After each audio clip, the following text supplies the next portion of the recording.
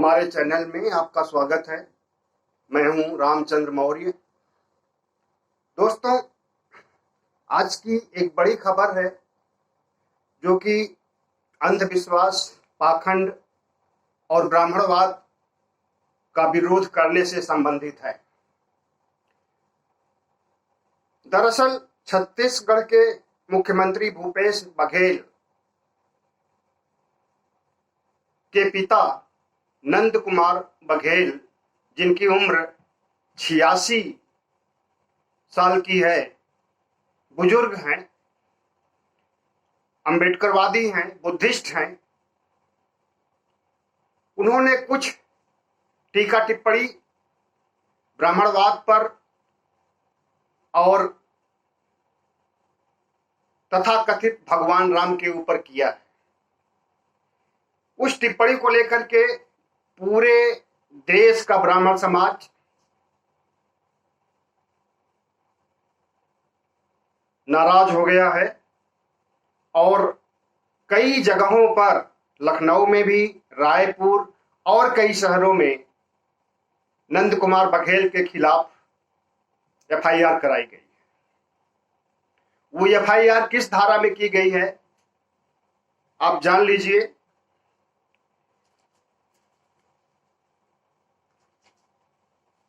IPC की धारा 153A के तहत विभिन्न समूहों के बीच धर्म, जाति, जन्म स्थान, निवास और भाषा के आधार पर वैमनस्य पैदा करने पर यह धारा किसी के ऊपर लागू होती है। दूसरी धारा है 505(1)B। इन दो धाराओं के तहत नंद कुमार बघेल, बुजुर्ग नंद कुमार बघेल के खिलाफ एफआईआर की गई है और मुकदमा किया गया है। मुकदमा होने के बाद उन्हें रायपुर की कोर्ट ने 15 दिन के लिए जेल भेज दिया है। सेंट्रल जेल में वो कैदी रहेंगे और पुलिस उनसे पूछताछ करेगी। उनको जेल भेजने में उनके बेटे भूपेश बघेल का भी हाथ बताया जा रहा है और भूपेश बघेल का बयान भी आया है कि समाज, राष्ट्र और धर्म से ऊपर कोई भी नहीं होता, वो चाहे हमारे पिता ही क्यों ना हो। हम समझते हैं कि ये भूपेश बघेल की मजबूरी है। वो एक राज्य के मुख्यमंत्री हैं। अगर वो मुख्यमंत्री नहीं होते तो शायद ऐसा बयान नहीं देते। नंद कुमार बघेल के ऊपर आरोप यह भी है कि उन्होंने ब्राह्मण समाज की बेइज्जती की है, उन्हें बुरा भला कहा है, उन्हें विदेशी कहा है। हम कहते हैं ब्राह्मणों ने दलित समाज, ओबीसी समाज पर कितना अत्याचार किया है, इसके खिलाफ कभी कोई एफआईआर क्यों नहीं दर्ज की जाती है। आज भी देखिए तो जितने भी बलात्कार होते हैं वो दलित, आदिवासी और पिछड़ी जातियों की लड़कियों के साथ होती है। कितने प्रतिशत बलात्कार आज तक ब्राह्मणों की बेटियों या ठाकुरों की बेटियों या वैश्यों की बेटियों से हुए हैं? और उसमें होता क्या है? अगर पहली बात तो मुकदमा दर्ज नहीं करते, रातों रात लाश को जला दिया करते हैं। आपने देखा, सुना होगा, पढ़ा होगा अखबारों में, यूपी में क्या हुआ। यूपी ही क्या, सारे राज्यों में आए दिन होता रहता है। उनके खिलाफ कठोर कार्रवाई क्यों नहीं की जाती है? क्यों एक 86 साल के बुजुर्ग को चुना जाता है जिसने कि ब्राह्मणवाद के बारे में, भगवान राम, काल्पनिक भगवान राम के बारे में लोगों को बताता है और ब्राह्मणवाद से बचने की नसीहत देता है? ऐसे महामानव को क्यों जो है जेल में भेजा जा रहा?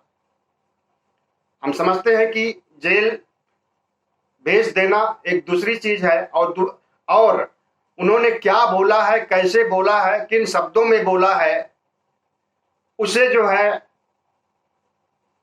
गलत साबित करना, ये दूसरी चीज है। अगर कोई ब्राह्मणवादी मानसिकता का जज होगा तो पक्का ब्राह्मणों के पक्ष में न्याय करेगा और कोई ओबीसी या अन्य जाति का होगा तो निश्चित रूप से उनकी जेल से छुट्टी हो जाएगी और सारे मुकदमे वापस हो जाएंगे। ऐसे बहुत से मुकदमे होते रहते हैं जो कि ब्राह्मण अपने खिलाफ मानते हैं, लेकिन वो यही ब्राह्मण जो है दलितों के साथ किस तरह की गालियां देते हैं और किस तरह से मारपीट करते हैं, किस तरह से मॉब लिंचिंग करते हैं, इनके खिलाफ क्यों नहीं होती? ये पहला सवाल। दूसरा सवाल ये है कि भगवान राम की आलोचना और भगवान राम की असलियत बताने का ये कोई नया दौर नहीं है। सिर्फ भूपेश बघेल ऐसे नहीं है कि जिन्होंने राम का भंडाफोड़ किया हो। पेरियार से लेकर के बामन मिश्राम तक आए दिन, बामन मिश्राम ही नहीं, बामन मिश्राम के साथ साथ बहुत से अंबेडकरवादी बुद्धिस्ट ब्राह्मणवाद की असलियत को बताते हैं, उनकी आलोचना नहीं करते हैं, उनकी बेइज्जती नहीं करते हैं। अगर कोई हमारी असलियत को बताता है तो हम क्यों किसी के ऊपर गुस्सा होंगे? अगर कोई कहता है कि ये आदमी मुराई है, कास्ट का, नीची जाति का है, अछूत है, तो हमें तो बुरा लगेगा ही। इसी तरह से ब्राह्मणों का जो है, अगर उनकी असलियत को बता दिया जाता है तो उन्हें बुरा लग जाता है। भूपेश बघेल के पिताजी नंद कुमार बघेल ने लखनऊ में क्या क्या बोला था हम बताते हैं आपको।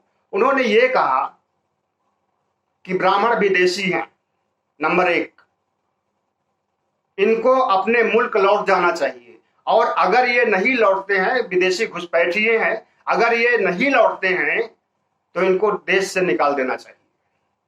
अब इसमें क्या बुरा कह दिया इन्होंने?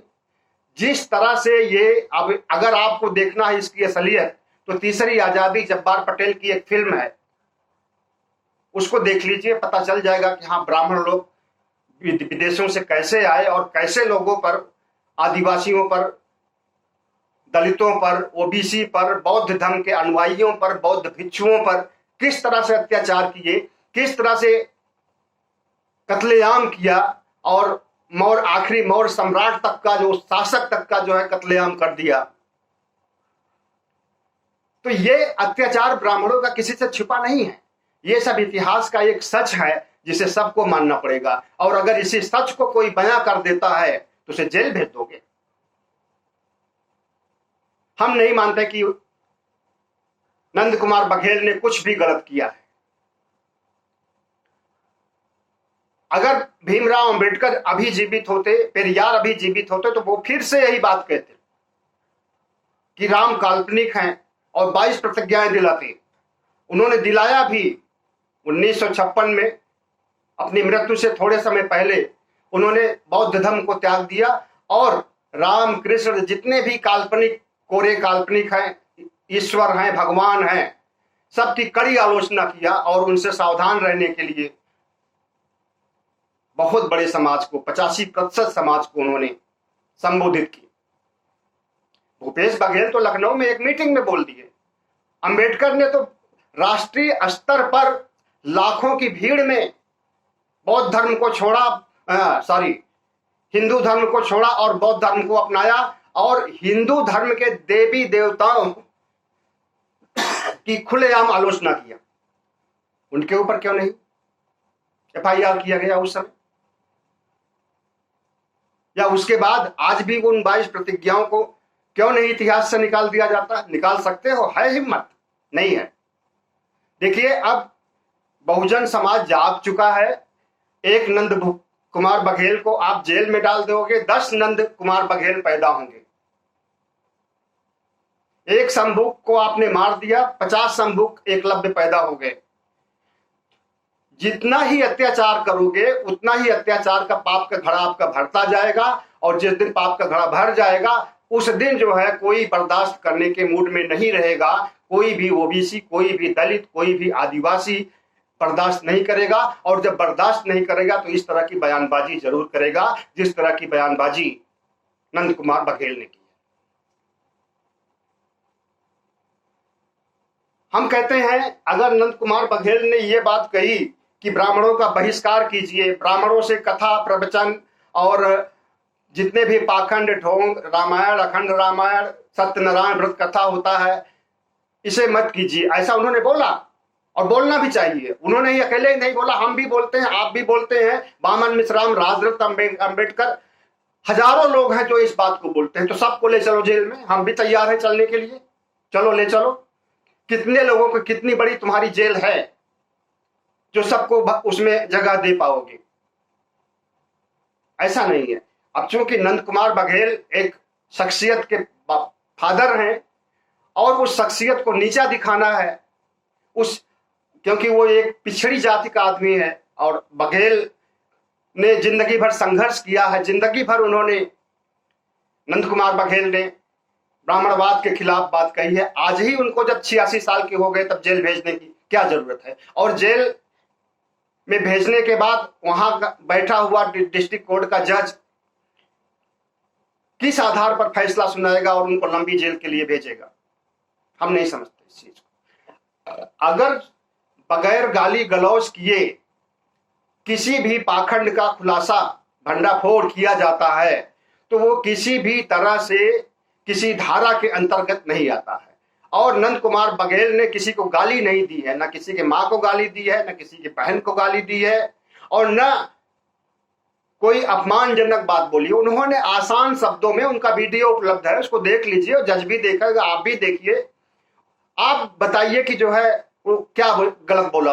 अगर उन्होंने कहा कि ब्राह्मणों से का बहिष्कार कीजिए, गांव में घुसने नहीं दीजिए, अरे इस तरह तो आप बीजेपी वालों को नहीं घुसने दे रहे हैं गांव में, किसान लोग, तो क्या बीजेपी वाले उनके ऊपर मुकदमा करेंगे? अगर किसी से नाराजगी किसी की रहती है तो निश्चित रूप से कुछ इस तरह की बातें करेगा कि उनका सम्मान नहीं कीजिए। अब सम्मान न करने के बाद ये गाली थोड़ी होती है। उनको बुलाइए नहीं, उनसे पूजा पाठ नहीं कराइए, उनसे सत्यनारायण का कथा नहीं सुनिए, तो इसमें तो कोई गाली नहीं है। ये वास्तविकता है कि वो पाखंड को शुरू से करते आए हैं, आज भी कर रहे हैं, आगे भी करने का इरादा है। हम कहते हैं कि हम तो सिर्फ ब्राह्मण के, जिन्होंने नंद कुमार बघेल जो बातें कही है उसका हम समर्थन करते हैं, ले चलिए हमें जेल। और दूसरी चीज ये है कि भगवान राम जो अयोध्या में पैदा हुए थे या नहीं पैदा हुए थे, कोई सबूत उसका नहीं है। उस जगह पर बाबरी मस्जिद है, बाबरी मस्जिद को तोड़ा गया और फिर कोर्ट का निर्णय आया। कोर्ट के निर्णय में क्या हुआ आप सारी दुनिया जानती है, आप भी जानते, हम भी जानते, सारी दुनिया जानती किस तरह का वो निर्णय था। जब हाई कोर्ट और सुप्रीम कोर्ट को आप मुट्ठी में बंद कर लीजिएगा तो जैसा चाहेंगे, जैसा चाहिएगा वैसा फैसला आएगा। दूसरी चीज, भारत एक धर्मनिरपेक्ष राष्ट्र है। बाबा साहब अंबेडकर के संविधान में धर्मनिरपेक्षता बताई। किसी एक हिंदू धर्म या मुस्लिम धर्म या बौद्ध धर्म ही मान लीजिए, किसी धर्म विशेष का नहीं है। अगर ये धर्म विशेष का नहीं है, धर्म विशेष का नहीं है, तो प्रधानमंत्री जी को राम मंदिर के लिए नींव की पूजा करने की क्या जरूरत थी? अगर वो धर्मनिरपेक्षता में विश्वास करते होते तो शायद एक धर्म को खुश करने के लिए नींव की पूजा नहीं करते। दूसरा सवाल, मान लीजिए वो आरएसएस के पृष्ठभूमि के हैं, राम को मानते हैं, हम तो नहीं मानते हैं, हमारे जैसे लाखों करोड़ों लोग नहीं मानते हैं, तो उन्होंने भूमि पूजन किया, चलो अच्छी बात है, हो गया। जिस मस्जिद को गिरा करके मस्जिद के लिए दूसरी जगह कई किलोमीटर दूरी पर जगह दिया गया है, अगर वहां पर मस्जिद की नींव रखी जाएगी तो क्या प्रधानमंत्री उसका पूजन करने जाएंगे? आरएसएस वाले उनको जाने देंगे? या मोहन भागवत जाएंगे? नहीं जाएंगे, कभी नहीं जाएंगे, क्योंकि धर्मनिरपेक्षता में इनका विश्वास ही नहीं है।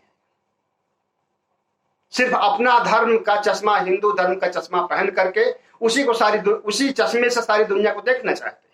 न तो इनको बुद्धिस्ट से, बौद्ध धर्म से कोई लगाव है, न ये इस्लाम के बारे में कुछ जानते हैं, न ये ईसाइयत के बारे में कुछ जानते हैं। सभी धर्म होते हैं, सभी धर्म में अच्छाई भी होती है, कुछ हद तक बुराई भी होती है, लेकिन जितनी बुराइयां हिंदू धर्म में है उतनी बुराइयां शायद दुनिया भर के किसी भी धर्म में नहीं।